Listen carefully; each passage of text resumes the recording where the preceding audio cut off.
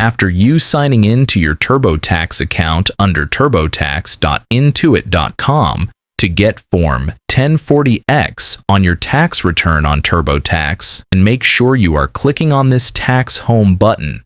After that, you want to scroll all the way down and you will see this, your tax return and documents, and you want to click on them, which will open up this window. And on top of it, you can choose on which year you want to have an access or view your previous year's tax return. And after you choose the year, you may click right here on Amend or Change Return. Later on, this little tab will pop up, and you want to click on Amend using TurboTax Online button right here.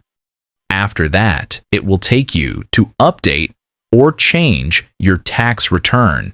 Keep in mind that if you do an amend before the tax deadline and you submit the amended also before the tax deadline, then you will get what it's called as superseding return with Form 1040, not Form 1040X.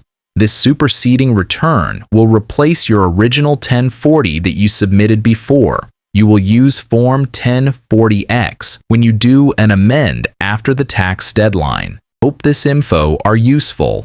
If you still have any question, just comment down below, and I will try my best to guide and help you guys. If you find this video useful, please consider like and subscribe.